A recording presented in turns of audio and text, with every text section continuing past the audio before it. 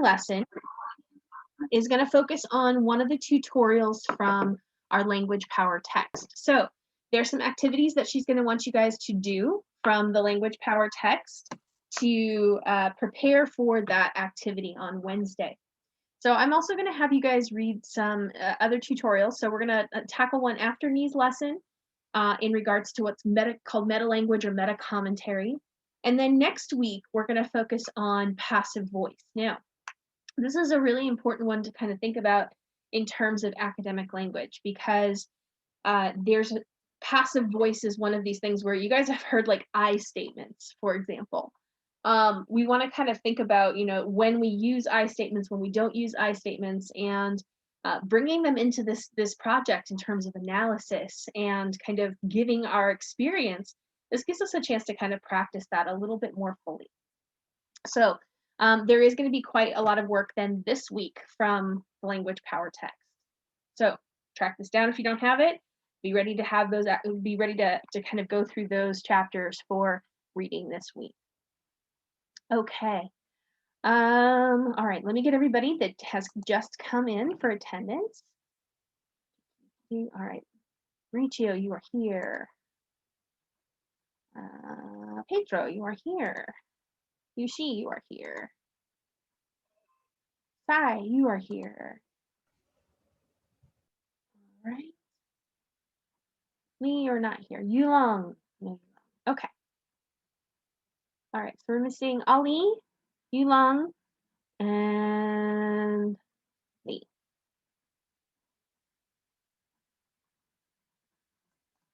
Okay.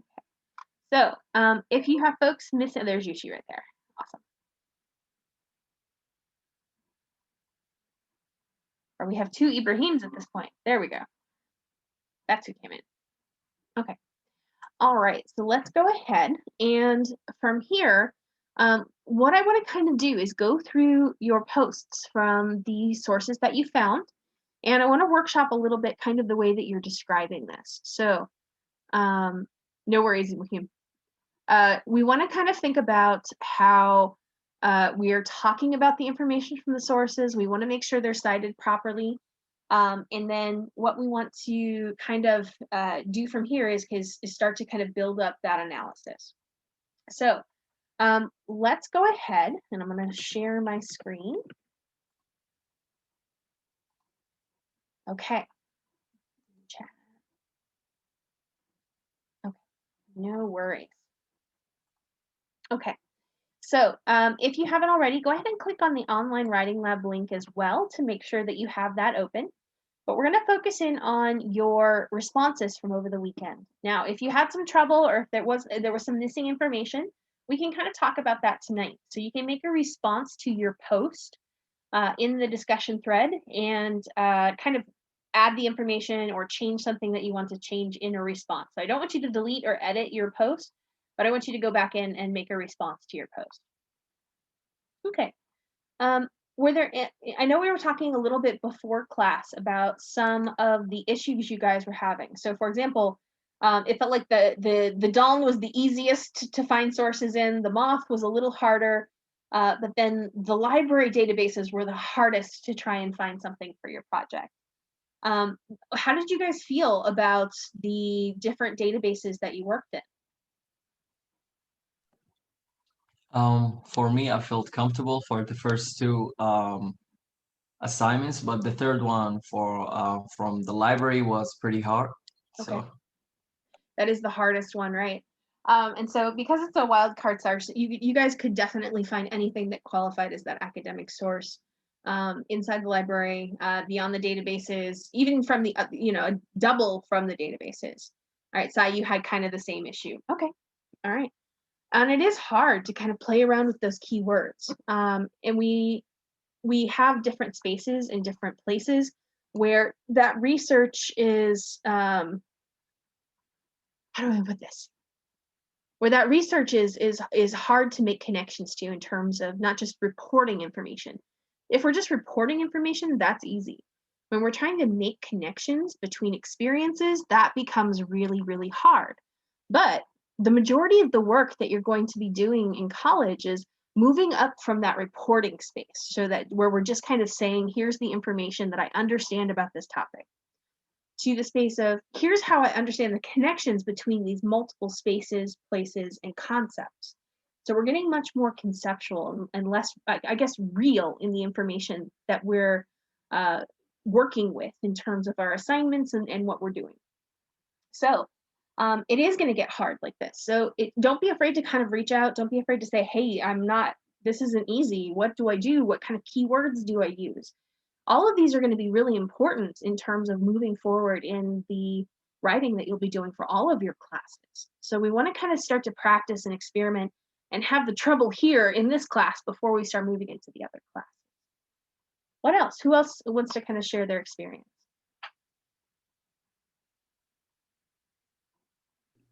For me, I try to understand each website characteristic because so like the moss was kind of people's like experience Mhm, and their like life lessons mhm. was more like prioritize the website. So I was Yeah. trying to connect with my like self-reliance that we yeah do. So yeah, I try to understand the style of website. I love that. I love that you took on that strategy yourself. And that's going to be true of different contexts, and that's what I mean by different contexts. So, you really kind of picked up on that idea of there's a personality to each of these websites, and when we look at different databases, that's going to be very true because databases are made by people, and they're created based on that person's understanding or own ideas about things. So it's very true that each database, each website that we go to use for sources is going to have its own sets of personalities. That's where those biases also come in. So we kind of want to think about how the information is skewed. So that word skewed, we often see in like statistics or data, but it can be also applied to any kind of information. That information gets like pushed to one side based on kind of what it is and what the context is. So yes, that's a great observation. And I know Jinke, you were talking about recordings and how using recordings as a source was a challenge. Can you say a little bit about that to everyone? Recording? I I think I just mentioned about this the most, not the recording. Hmm. So you were saying that it took a lot of time, right? Yes. Mhm. So that's something else that we have to kind of, and I kind of tried to kind of bring that up to you guys last week was, don't wait until the last minute to find your sources because it can take a lot of time. And again, it kind of goes back to what Ferris was saying is just, it going back and trying to find the right thing. And how Singyu was saying, I had to figure out what the personality was. So we have to kind of do that pre-work, that understanding of what kind of sources we need to build up that analysis, because we aren't just reporting now. We're making connections. We're kind of deepening on our analysis, and we're interpreting what that analysis is to our reader. So that interpretation of information. So we're not just interpreting language, but interpreting information is something that we have to do as students in doing academic work. So it's great when we can find sources that help us do that, um, beyond just providing information, but what information means, that's powerful. All right, what else? What else did you guys notice as you were working on finding your sources this weekend?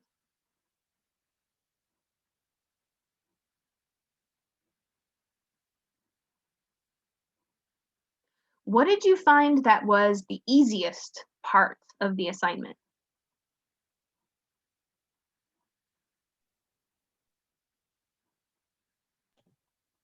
For me, also, if I want to talk about the easiest thing about the assignment was the citation, but Mhm.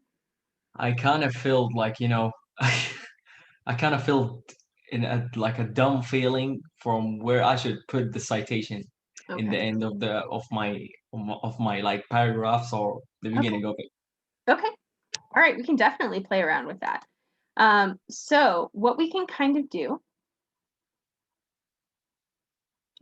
let me open this up. I'm going to do it in a Word document. Okay. What we can kind of talk about then is this idea of where citations go. Because I know that's something that everybody's a little bit, it's hard to kind of figure out until you get into the practice of it, until you've done it a bunch of times and know what it's supposed to look like. So that's something where, yeah, it's easy to put that citation together, but where do we actually put it? What do we do with it? That's a great point. Okay, so why don't we start there? Let's go into your Dalton posts first. Let me make sure I'm on the right page. Okay. All right, so let's start at the beginning. Dun, dun, dun, dun, dun. All right, so go ahead and move that over here. All right, so we have our first post for Pablo. The thing that I would begin along with is something I started with both started learning English from movies and cartoons. I think a lot of people start English and maybe I'm wrong.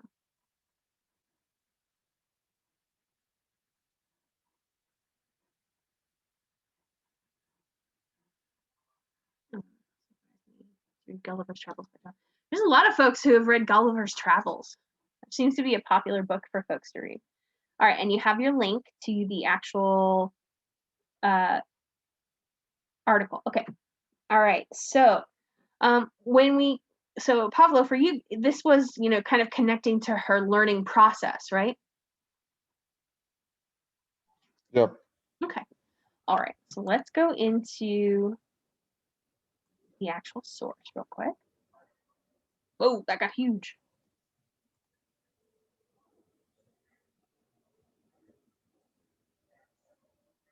Okay. So what we want to do is we also want to make sure that we have the proper citation, right? So we need to have some information first. So I'm going to go ahead and copy and paste your source over into this Word document. Paste special. Okay.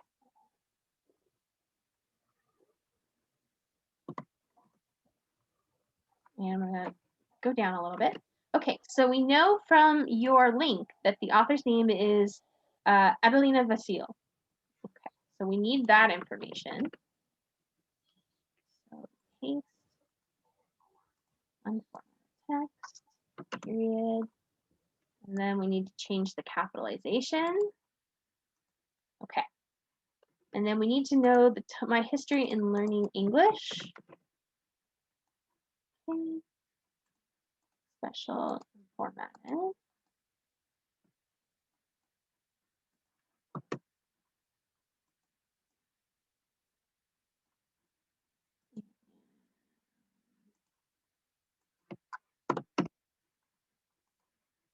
And then we want the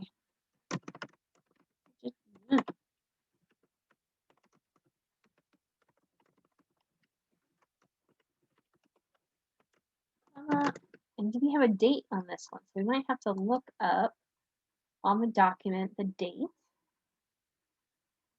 I think you can see it like. Oh, Well, we sorry. want to be careful because this is the birth year of the author. That's when they were born. And this is the decades covered, so this is the time. So it doesn't give us the publication date. So we need to kind of look at the file to see if that's the case. Okay, so there's no publication date on it. So we don't need a date. That just means that we need to put in the, we have that. And Pablo, what day did you find this source? What? Do you remember the date that you found the source? It probably was March 5. I don't know, March 3. Yeah. March 3rd. Okay. So access 3rd March 2021. Okay. All right. Then we need our hanging indent. Zoom is in the way as usual. Whoops. Special. Okay. Why did it give us 9 million spaces? Remove space. What is happening there? Why is it giving us a gigantic double space? I hate when this happening to me. There we go. Not sure why it's doing the gigantic double space. Anyway, okay. So now what we also need to do is make sure that we, the thing I've been doing along with her sense. So her, we want to kind of say the author's name. So Adelina Stile. And I might say getting from Adelina Vasilia, since the beginning of her story is that we both started learning English from movies and cartoons. I think a lot of people start learning English, so we need to kind of have that information there. So when we go back into her document, let me do this real quick.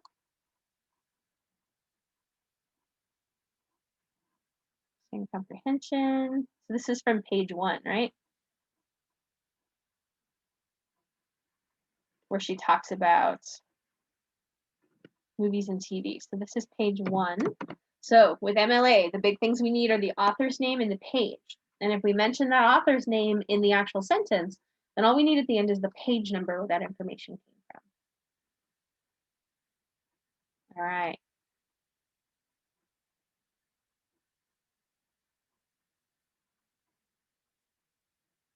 And what do you mean by writing rights? I wasn't quite sure with that one.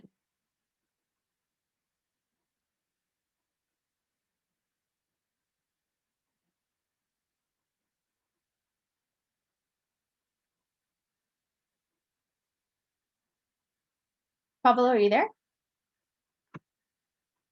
Yeah, I'm here. Yeah. Do you remember what that writing rights referred to? Or is it just extra information? Yeah, just extra. Okay. Writing. It's my writing was as bad as her.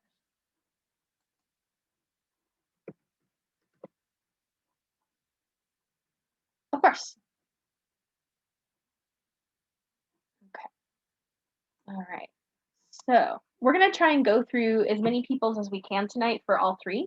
Professor Ike, just clarifications. Does the name of resources need to be italic? Yes, it does. Good catch. Thank you. Okay. All right. So what we also want to do is, because you mentioned her story, we also want to cite where that was. So in her story, chose to speak English.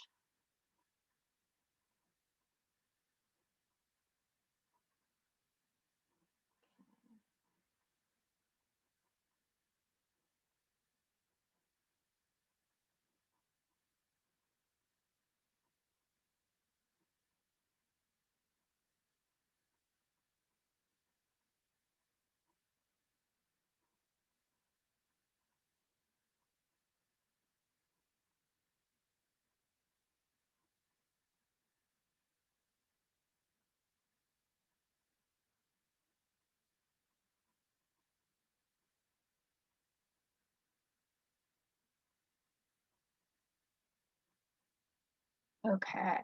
So that came from page 2 then. So we need to put that in there. And then Gulliver's Travels was from page 1. Okay. All right.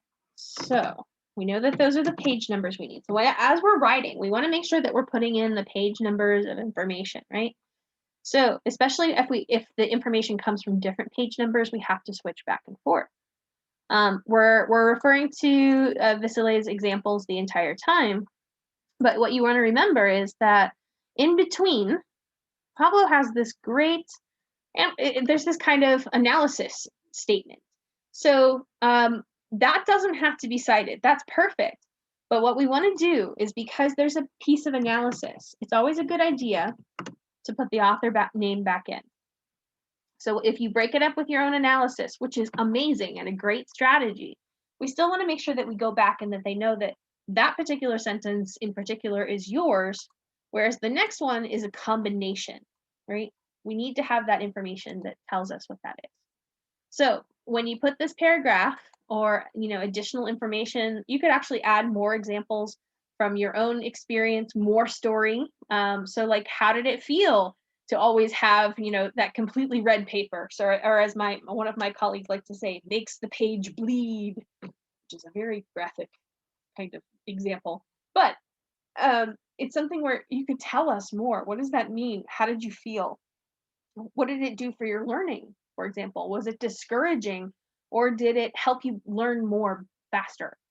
You could describe that and have that be even more kind of that analysis, and that'd be really strong. So let's go ahead, and I'm going to put this into a response to your post. There we go. All right, so bye. Okay. So, and again, the hanging indent won't go into the Canvas page, but just kind of remember that you will need that for your actual works cited. So we would do works cited above. Actually put a little space in between there. Okay, and post. All right. So let's take a look at size. So in his story, Shin Cheng Pong tells us about the way he learned English. There's something in common and different from both of us in the way that we learn English. The way I learn language is weird.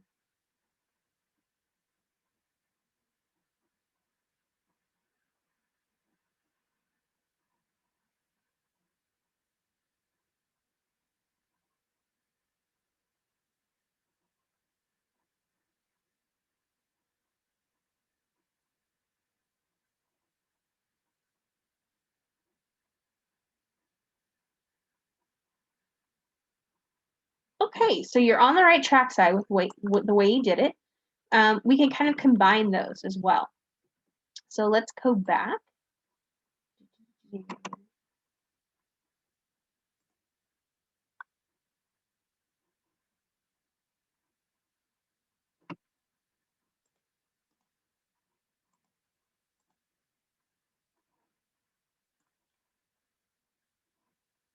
Don't want the hanging indent there.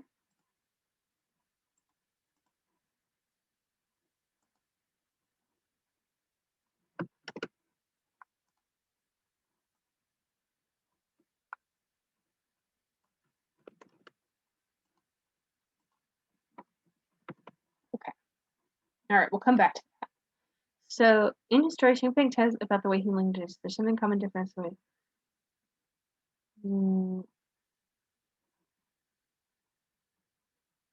I might get rid of that.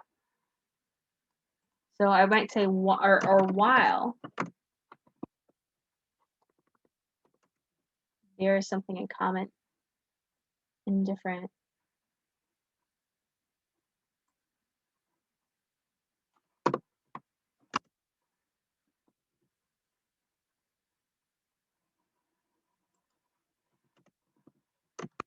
So we started it like.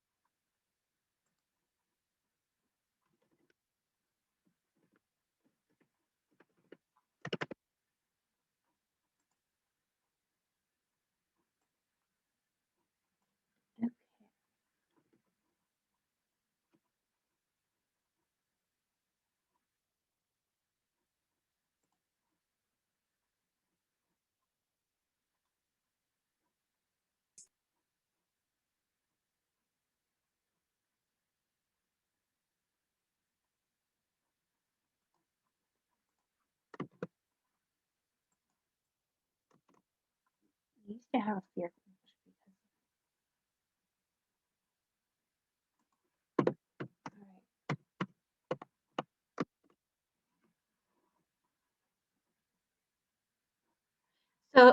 when you say later it is gone, even because of my teachers, what does the it stand for? The fear. Okay.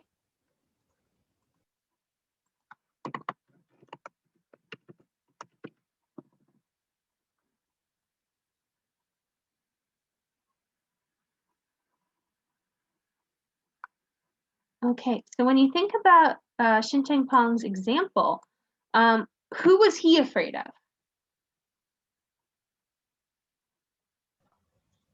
of? He was not afraid of anything, but afraid of speaking in public. Okay, so for him then, where did the push come from? Like he wanna go some to foreign to other country. Okay, So then he realized the importance. okay. So the push wasn't from other people, it was in himself. Yeah. Okay.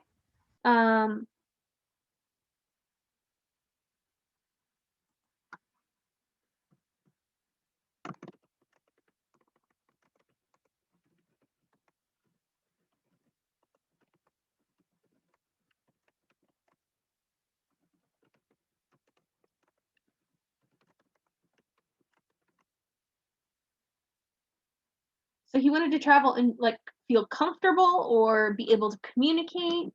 What do you think his feeling was about? To be able to communicate.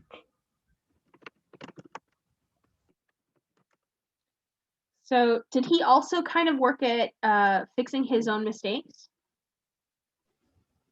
Yeah, he did it every day, like after reading the news, and Okay. I think he did it every day.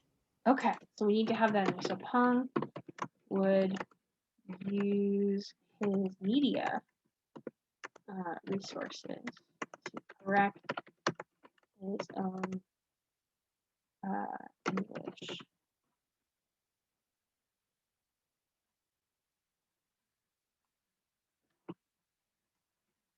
Okay, so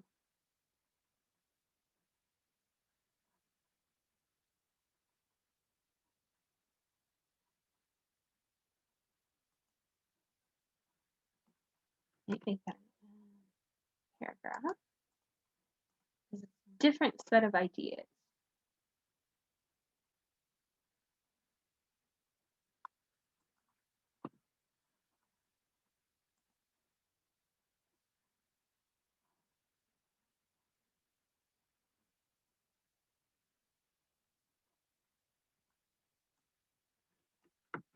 Okay, so we can put this up here.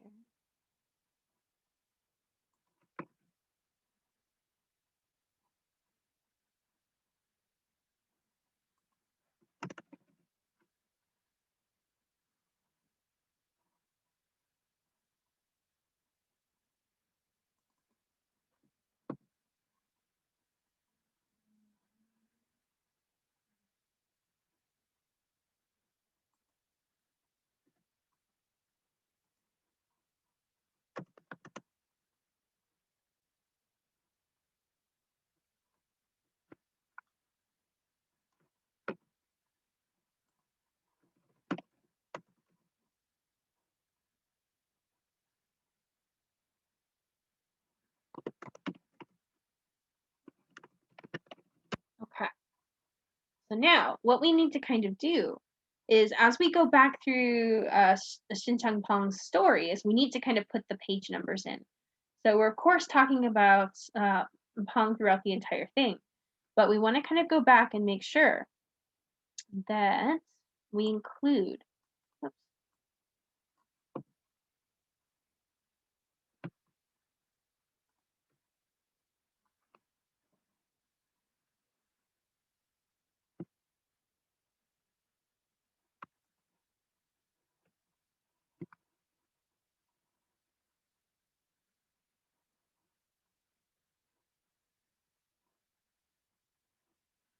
oops,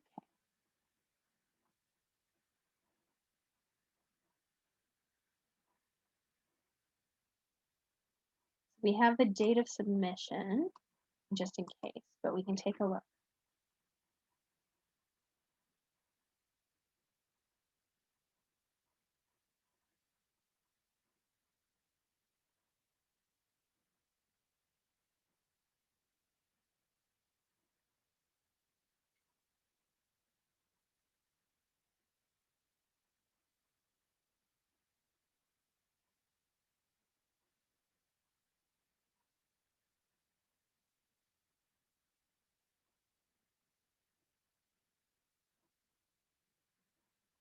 so that was from page 2 for the news articles.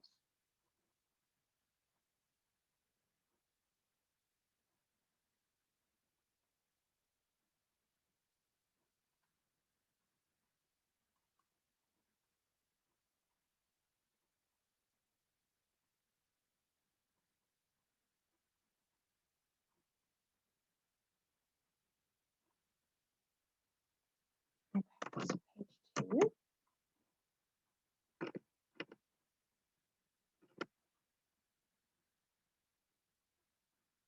His travel was on page 1 because he wanted to study abroad.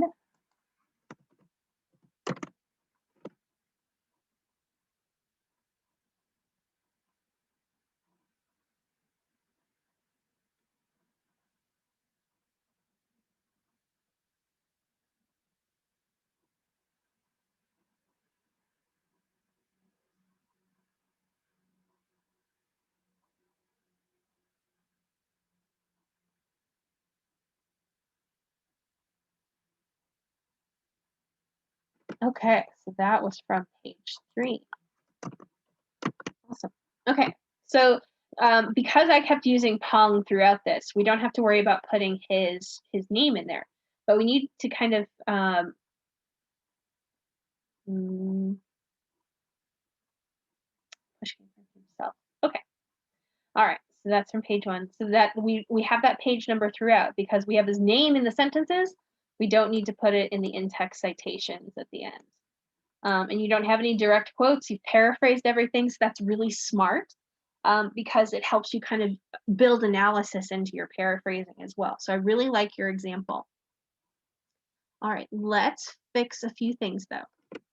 So first, let's get the full link to put into your text.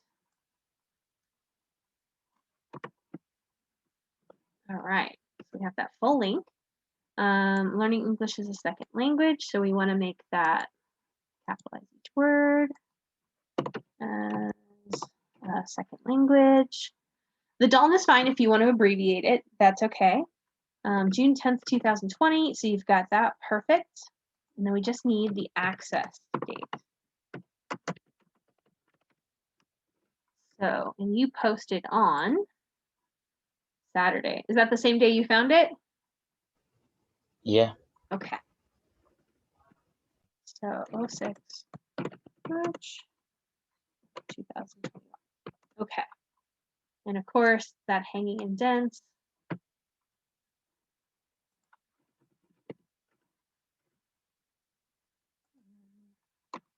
And we want to make sure because we copied and pasted that it's all in black as well.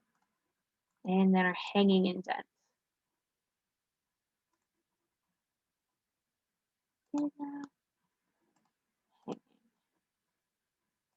Okay.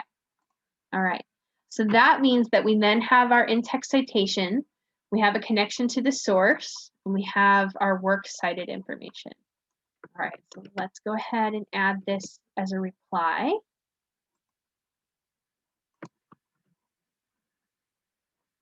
And then I love, Ferris, that you had a really great question below that kind of said, tell us more details about your story. So that would be perfect. So yeah, the more details that you can provide in your analysis and in your connection to the source, so that's details from their story, details from your story. The more that you can provide, the better, because that helps make the connection with your reader even stronger. The more that we can kind of talk about it with them, the better. Okay, all right. Soon, you had also said you would like to take a look at yours. So let me scroll down a little bit. Okay.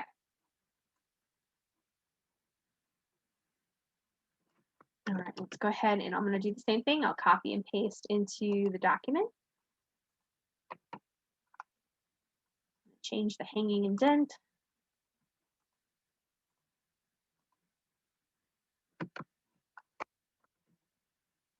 Okay.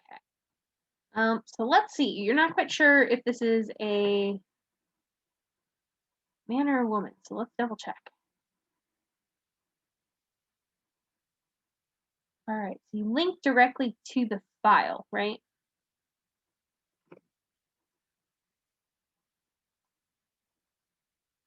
So let's look up and see if it's on the actual listing page. So search narrative. That it was an anonymous author. Okay, I think that was a really, you did an agender pansexual. Oh, okay. So do you guys see this here? The agender pansexual. That's Yep. that's an important kind of thing to kind of talk about. So if you see stuff like that, so you'll notice that some of us on Canvas have like she or her, or they or them, or he or she, or he or him listed as their gender identification. When you see something that's asexual or pansexual, that usually indicates they don't want to be referred to as a he or as a she. They want to be referred to as them. So I think that was that's a really kind of important thing to kind of note is when someone, the they them thing. That's something where we have to kind of bring in the third singular pronoun. That's something that is probably recent to the past 20 to 25 years. But we're kind of getting to that point where we have to be very careful about how we refer to people, and that it's not just that binary of he or she. Okay, so in their story,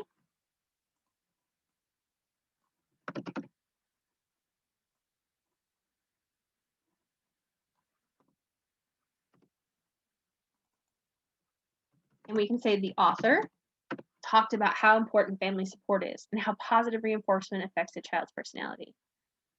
There. So even if it's just one person, we can use there. Mm-hmm. So there has this process, and this might be something that write this down if you want to develop a mini lesson on the there as a singular pronoun. This is something that it is true. So this is something where when we don't know the gender or a person doesn't want their gender referred to, it is a singular noun. Wow. Mm-hmm. And this has been happening, that people have been going back and forth on this grammar rule for over 130 years. And even before that, it has changed. It really is a political grammar issue. So this is why it's something where grammar rules change. And I think some teachers forget to tell you guys that, because grammar is something that is designed by the society. And so as the society changes, we of course change our grammars, we change spellings based on politics, we change the way we speak. Different communities have different grammars. So for example, I teach graduate students linguistics course. And one of the things that I get to talk about with them is this concept of, Asian Englishes, or, English with an accent, and what, pardon, it's making it blow out. So English with an accent, or this concept of global Englishes. Now, what that means is that different Englishes have different grammar rules, and they change through time, they change through society's focus, they change because social influences are there. So one of these things is that we're going back to this idea of gender being a barrier, right? And that barrier, that way of kind of stopping people from having respect or being considered for different things is a reason for this to come around. Now, back in the early 1900s, it was very common for us to use their, so they or their, as a singular pronoun. What? Right? Mm-hmm. So, but then we kind of got into the 1920s and the 1930s, and people's kind of perspectives changed. So like you might have even been taught by an English teacher who said, you should use the phrase he or she rather than they, right? How many of you guys had that English teacher at some point? Me? Yes. So like people who were my teachers, like the folks who were, who are now in their 60s and 70s, they went through a time where it was drummed into their head that you say he or she instead of they. when you're not sure if it's a he or a she. So there's this kind of perspective that was developed, and then they thought that was equal, right? So that was something that was meant to kind of express equality. Well, now we've kind of evolved into this space where we're understanding gender very differently, both on a social and a scientific level. This idea that there isn't just one, but there isn't a binary gender for humans. We have so many other genders, both medically as well as socially. So we have this concept that we have to do something differently to reflect that new understanding. So we're going back to an old grammar rule that seemed to encompass that. And there's even more kind of singular, weird pronouns that don't exist anymore. Let me hang on. So singular pronouns. This is one of those really interesting language things.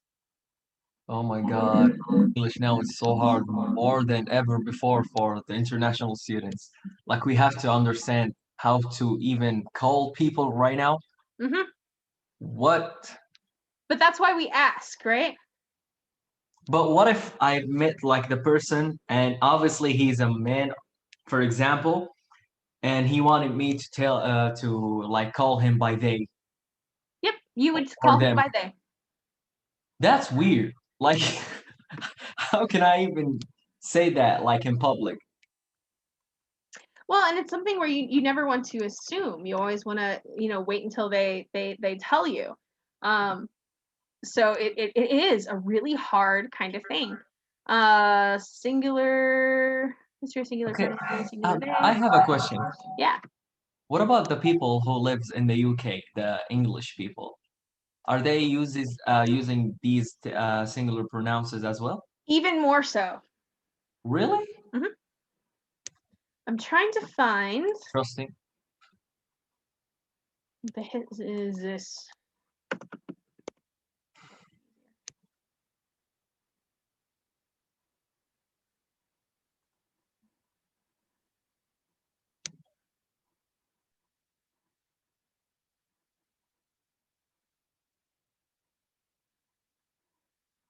That's an older one. Okay, let's see if they have a good chart. They do not. Okay, there they do. They do have a good one. I'm gonna expand that. So back in the early part of the 20th century, this was a proposed list of pronouns. Now, some of you guys might notice some pronouns you recognize, like the he, the him, the her, the she, the they. But we also have these other they, ver, vis, they, them, zir, zis, zirs, and zz are here, his. So these were all proposed pronouns in the English language in the 1920s. That really complicates things. So that was another reason that I think there was kind of this perspective after this that we needed to simplify things. It is a ton of pronouns, right? There are so many kind of ideas about what standard English. So I love, Nee, thank you for bringing up that phrase, standard English grammar. It is so complicated in the fact that we go through these language changes, and it's true of all languages that some of them speed up, some of them are faster changes than others, but we also kind of have this historical background. So Ibrahim, yes, me as a linguist, that's what I do. Since I'm a sociolinguist, I very much look at this history of how we change and evolve. But how that also can then affect the way that teachers work with you guys. So like, what's a good example? Ooh. So like the fact that this is such a that teaching English is based in psychology for the most part, is such kind of a mind blower for a lot of students, is that there is this field called historical linguistics. There's sociolinguistics that looks at the cultural factors that influence grammar rules. So yes, grammar 214 and English 314. Also, not just grammar, But understanding kind of the history behind it is English 315, or is it 312? I can't remember. English in its social setting. Did you take that one? It's either 315 or 312. Three. 312. I took the 214, and it does talk about grammar usage, which is like a little bit of, there's some sort of situation of English grammar that's totally mind blow. Yeah. So so that's a great question for each. Could I explain about they and she? Those were meant to kind of encompass people who were androgynous. That kind of goes into the idea of pansexual or transsexual or non-binary. So in the early 20th century, those were the examples of a non-gendered pronoun. So let me put that phrase in there. Non-gendered pronoun. And different people had different ideas about what we should use. In different languages, there are no gendered pronouns. Like Japanese will claim that it doesn't have gendered pronouns. It does, but you don't typically use them in a grammatical sense. So, but it's typically kind of European and kind of traditionally Western cultures that do have those gendered pronouns more dominantly featured in the languages. So this includes the Middle East and Europe and parts of North Africa and things like that. So yeah, in Spanish, definitely everything's it's not just gendered pronouns, it's gendered grammar, period. So I think that's one of the reasons I struggled so much in Spanish, is that I was like, I had such a hard time remembering what the gender of the different vocabulary words were. So that's something that always challenged me, because it was just something I didn't consider, is that a thing could be gendered. So also in Arabic. Okay, good to know. So it's one of these things where it really does show the values of a language, how they think about things, how they think about the placement of things, or the spirit of the language itself. There is so much that goes into kind of how people decide to make the rules. And so we talked about before this idea of agency and making choices, right? So you guys have all made choices in your learning, but language has this idea of agency too. So society decides on those rules together. And we call that a social contract. So it's the agency exerted by a community. Am I spelling that correctly? By a community or a large group. So like somewhere along the line, the French decided that they were going to what we say fossilize their language, which means that they weren't going to change the rules, the grammar. Everything has to go through this government body that approves whether something can exist in French. Like there's a reason that there's a lot less kind of borrowed phrases or borrowed words in French. They translate it literally into whatever it is in French, compared to other languages in the 20th century, where we use whatever the word is in that other language. So that there's this idea of like when language change is denied, we call that kind of fossilization. And that's what happens when grammar changes and evolves. We call it language variation, language change, language evolution. And that was a big old tangent, I know. But that's something that we kind of want to consider when we're thinking about grammars, is that grammar rules change, and we have to kind of be flexible in understanding that the word always and never are dangerous. It's the grammar rules are always, that teachers like, you always have to do this in grammar, or you never do this in grammar. Well, we have to be careful with that, because 99% of the time that's going to be true. The other 1% of the time, things are going to shift and change. And those things that do change start to get bigger and bigger and bigger until they become a grammar rule themselves. All right. I know that was a big old tangent, but I know that's gonna like a big kind of pain in the butt, mind-blowing thing. Blow-minded, exactly. And I think that's one of the big things that's a struggle to help students learn, is learning where the changes are happening and how they're happening.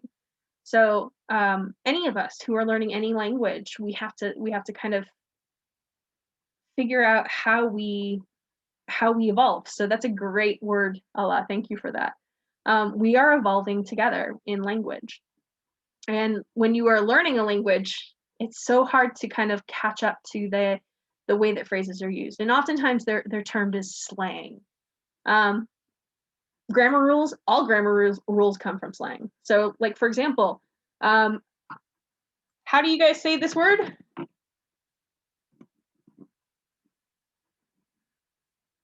True. How do you think you said that word 400 years ago? What? He wasn't born, I think.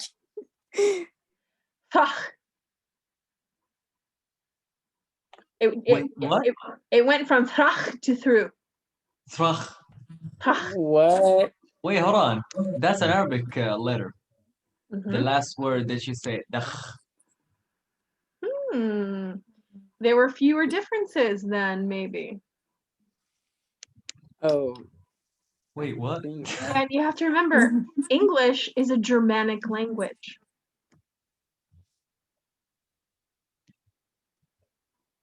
So a lot of that, yeah, when we think about Old English, a lot of like the GH sounds, we actually used to say them.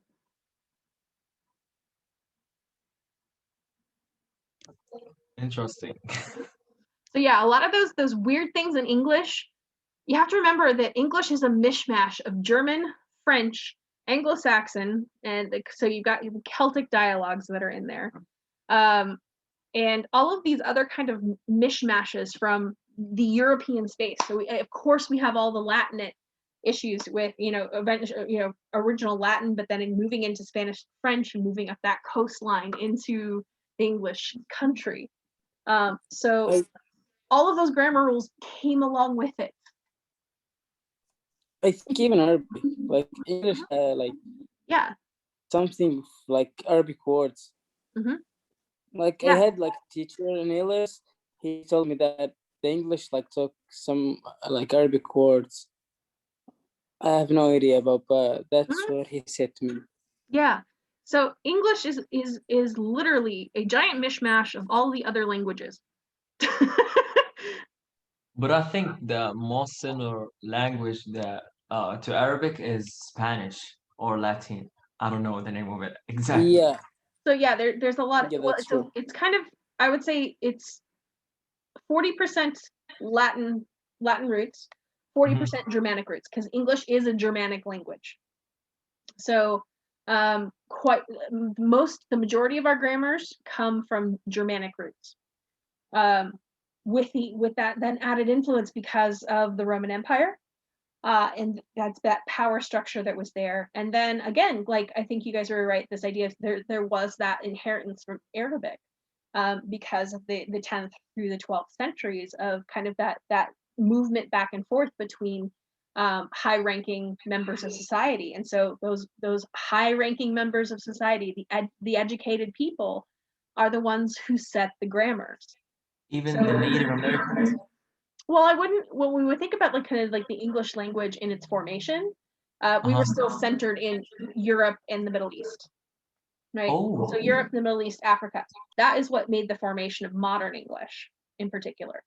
But less so Native American groups, because you want to remember English. Ooh, now I'm getting into politics. All right, you guys have set me off on a big old tangent. I apologize if this was not the class you intended tonight. But when we think about the history of the language, the people who had power, money, and privilege, they're the ones who created grammar. And grammar, from a social perspective, is meant to keep people in their place. If you don't have an education, you don't know the grammar. If you don't, if you're not able to learn multiple languages, it's harder to make these connections between the history of words and their use and how we learn them. So old British dudes and old English dudes did not want people to know the rules, because if they knew the rules, they could gain more power. Does that make sense? All right, now when we think of Native American groups, as we think of all of the colonies that Europeans kind of had, they never wanted people to learn the language properly. And in fact, they looked down on people who didn't learn language properly, at the same time not letting them learn it. This included Native Americans, this included African slaves coming into the US, this included, different African populations. And there's a reason that we have Creoles, which are these kind of mixtures of English and local languages in Africa, especially. So maybe in the future we will have him for women and her for men. I think that's what we're trying to do with they. And you guys were thinking about this idea of what is Z or this. Those were or other pronouns where people were trying to make those other separations. But I currently, the communities that want this label applied to them, they're very much focused on how they is something that kind of describes them in the way that they feel. They don't feel like one or the other. They don't feel like something different. They feel like all of the things, all of the pronouns can be applied to them. So they then can refer to that personality, that identity that they have in that space. And that's something that, when we talk about names, and that's what pronouns are, is their names, we should say them in the way that the person wants us to, because that's part of who they are. And that's the motivation for this kind of shift from just he or her or she or he or his or hers. That's that reason is we're trying to make sure that we respect the person. And that's a social rule that we're developing. So that social contract I talked about earlier is there's this agreement now that we're going to use this they, them pronoun process for people to respect that identity.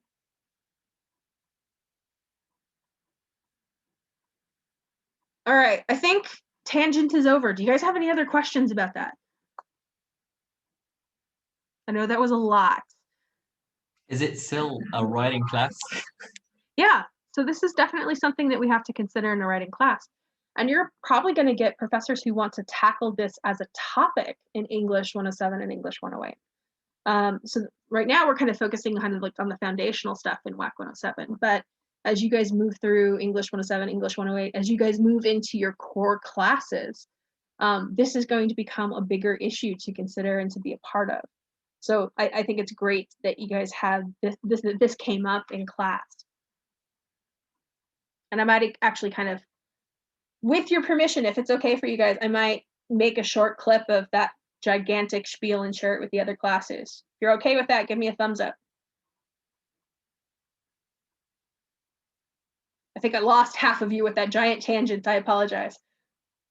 All right, Yushi, Abdullah, Sai, Pablo, are you okay with it? I know, Pablo, you're on your phone. Okay.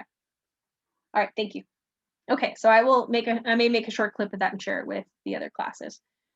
Because it is a big, important issue, and it's one to kind of remember, because it may seem like a small thing, a pronoun, but our use of it and what we do with it in our writing has a big impact. So having kind of that space where you understand it and you use it, and you can even ask, like, do you have a preferred pronoun? If you're ever not sure, do you have a preferred pronoun? And asking that to a person can actually go a long way for creating goodwill. And that idea of creating a connection with someone, because you're asking them how they feel about themselves and who they are. All right, tangent over. Let's get back to Su Yun since we're running out of time now. All right, I'm gonna go back. Dun dun dun dun dun. Okay. Where were we? Right, in their story, the author talked about how important family support is, and how positive reinforcement affects a child's personality. So I think we can get rid of that comma. And then encourage their hobbies. And support there. And there we go. To work hard on everything, even if it's pointless. Their story.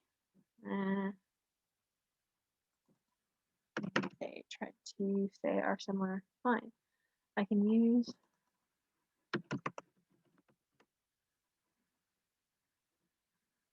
okay.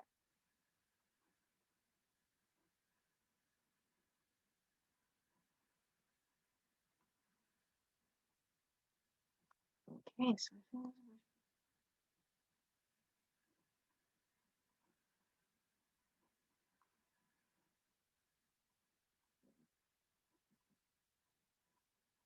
okay, so something that would be really important. I would say the anonymous author.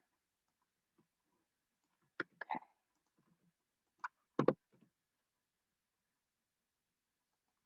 Of a narrative called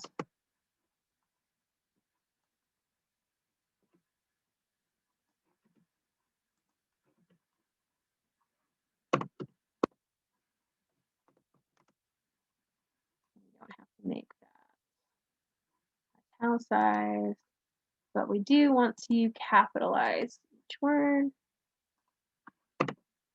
Time.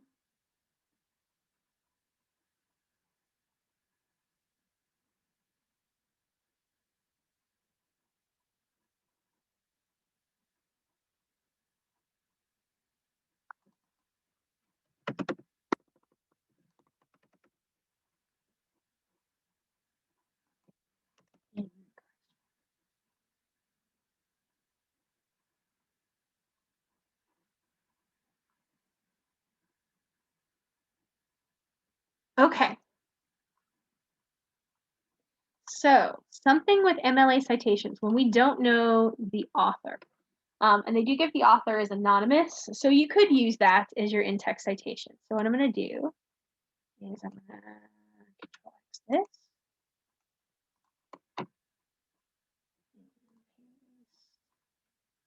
So we would just do anonymous, period. And then not italics. Capitalize each word. Time.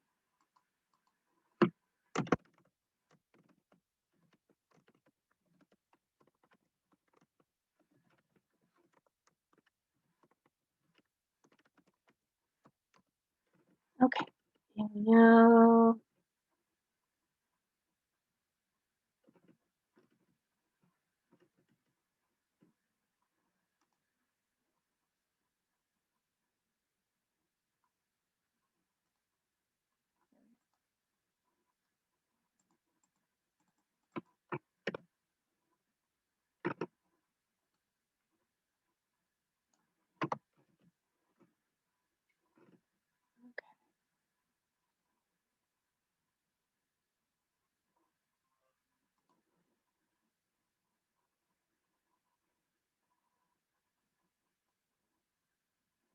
And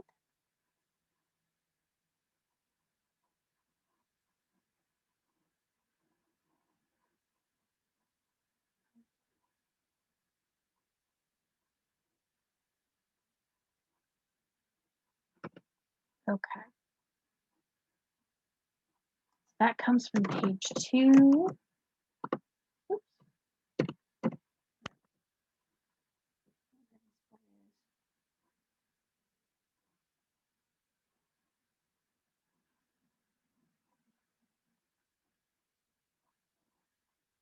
So again, like kind of you can tell us a little bit more about their story, like in this If I care about a subject, I can focus on it for hours. If I can't grasp something fairly quickly, I get discouraged. And then just the idea of, you ask the same questions that she did. That could be really inspirational for someone is talking about those questions.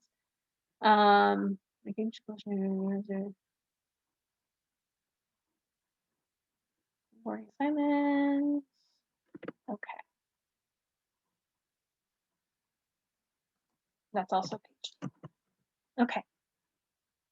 So because you kind of break up the information, you want to kind of put the title in there as well. So anonymous.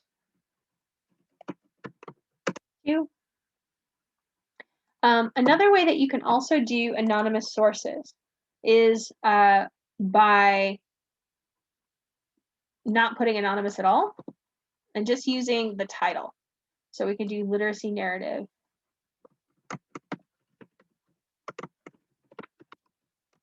In quotation marks. So that way, that's what we would actually put into the works cited, possibly. But you can do either. So if you do anonymous, you would use anonymous as your citation.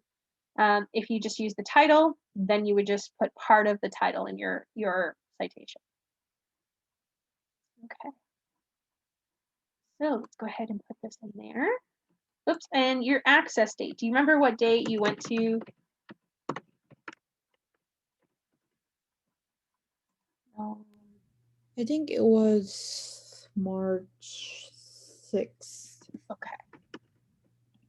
So 06, March 2020. Okay. And that does not get italicized.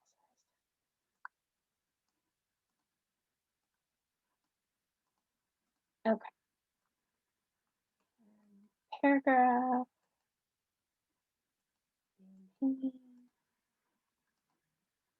Okay.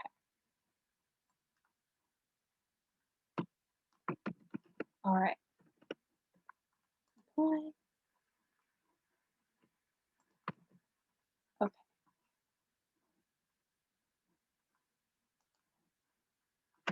All right. So I know that tangent made it so that we can't go into anybody else's examples. But you guys can go back to the 3 examples that we were able to look at tonight and apply those to each of your sources. So remember, bring in as many details as you can from the sources that you gathered. Tell a little bit of their story in addition to telling your story. So you don't want to just put the entire story in your introduction. You want to take some of the details and you want to put them into your body paragraphs with these sources.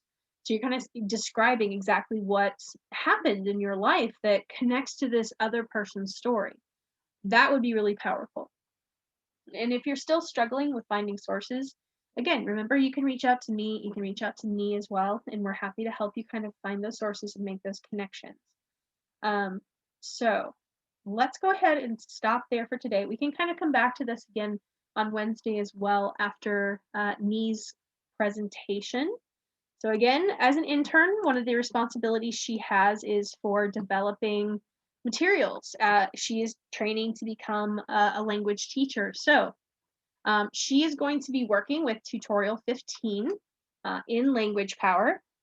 So I'd like you guys to make sure that you go into your Language Power text. This is our orange textbook.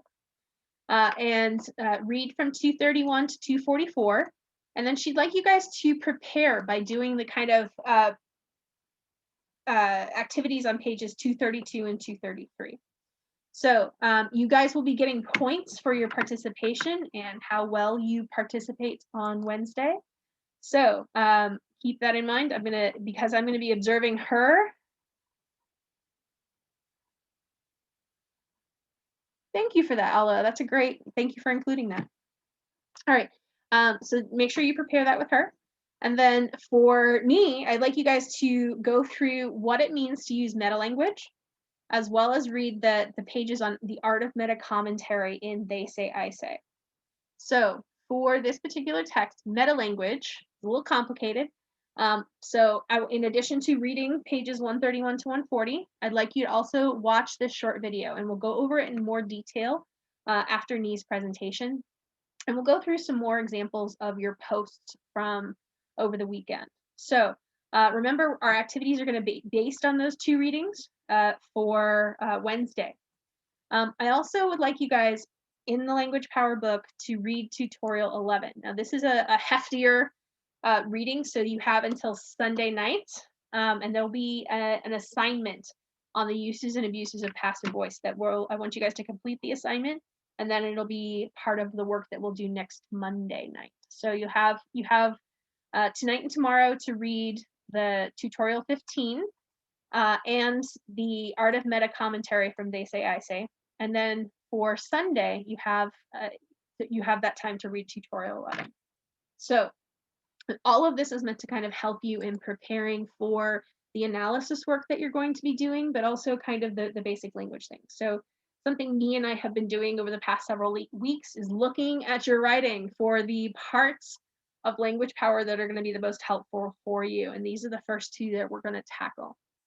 So we'll tackle a few more as well next week. And then with writing project 3, we're going to get into a little bit more with the language too. All right. Thank you for letting me rant about one of my passions tonight. Thank you for your patience on that. And we'll take a look at some more examples later on, but I think you guys are on the right track. Take a little bit of time to kind of go back, and if you want to make changes or make a new reply to your posts from over the weekend, you can. And we will see you on Wednesday night. Have a good week, everybody. Thank you. Bye, everyone. I have a question, Go for it. but I'm gonna stay like after they're gone.